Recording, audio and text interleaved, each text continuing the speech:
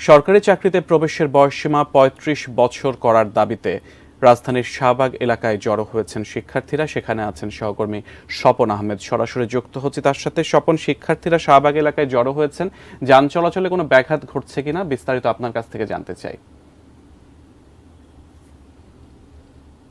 সিয়াম, আপনি যেমনটি বলছিলেন যে এই চাকরির বয়সসীমা ৩৫ করার দাবিতে যে শিক্ষার্থীরা আন্দোলনে নেমেছেন, এরা কিন্তু বেশ অনেক দিন ধরেই আন্দোলন করছেন।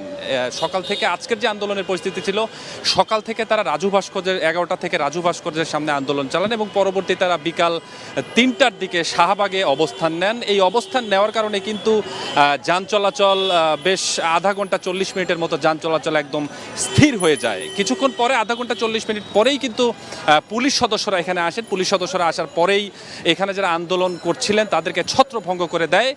তো ছত্রভঙ্গ করে দেওয়ার এক পর্যায়ে পুলিশের সাথে আমি কথা বলেছি। এখান থেকে বেশ কয়েকজন শিক্ষার্থী যারা আন্দোলনের সাথে জড়িত ছিলেন তারা কিন্তু পুলিশ কিন্তু এই বেশ কয়েকজন, অর্থাৎ 10 থেকে 12 জন শিক্ষার্থীকে এখান থেকে গ্রেপ্তার করে নিয়ে গেছেন। আমি পুলিশের সঙ্গে কথা বলেছি, তারা যেটি গ্রেপ্তারের বিষয়, যেটি আটক করার বিষয় যেটি বলেছেন যে এই যে অপ্রীতিকর ঘটনা অর্থাৎ এই আন্দোলনকে উদ্দেশ্য করে এই বাসে বা অন্যান্য জায়গায় যাতে অপ্রীতিকর ঘটনা কোনো ঘটতে না পারে বা অপ্রীতিকর ঘটনার যে চেষ্টা তারা করছিল, কয়েকজন নাকি চেষ্টা করছিলেন, এরকম বিষয়ে তারা বলছেন যে চেষ্টা করার কারণে তাদেরকে আমরা আটক করেছি। তো এই মুহূর্তে আমি একজন এই চাকরির বয়সসীমা আন্দোলন করার দাবি একজনের সাথে একটু কথা বলতে চাই।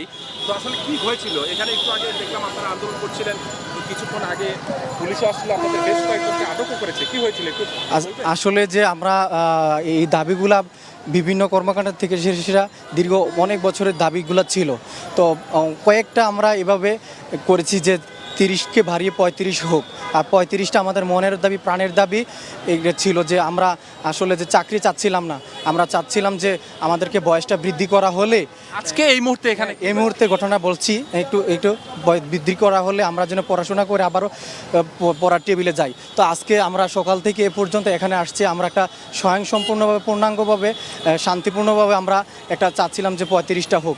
আমরা কোনো গাড়ি হাঙ্গামা, বিশৃঙ্খলা ইত্যাদি কোনো কিছু করছি না, বরঞ্চ পুলিশ আমাদেরকে লাঠিচার্জ করছে। 10ই জুন আমি অনেক মার খাইছি, আজকে আমি নিজেও মার খাইছি, আমি তীব্র নিন্দা। ধন্যবাদ। যেমনটি শুনছিলেন যে পুলিশ আসার পরে তাদেরকে অনেক মারধর এনি, যেমনটি বলছিলেন। তবে এখনকার পরিস্থিতি আসলে যান চলাচল একদমই স্বাভাবিক হয়েছে, আগের মতো যেরকম চলছিল। এই মুহূর্তে আসলে আন্দোলনকারীরাও নেই, তো এই মুহূর্তে যান চলাচল স্বাভাবিক। তো সিএম, এই ছিল আমার কাছে এখানকার সর্বশেষ অবস্থা।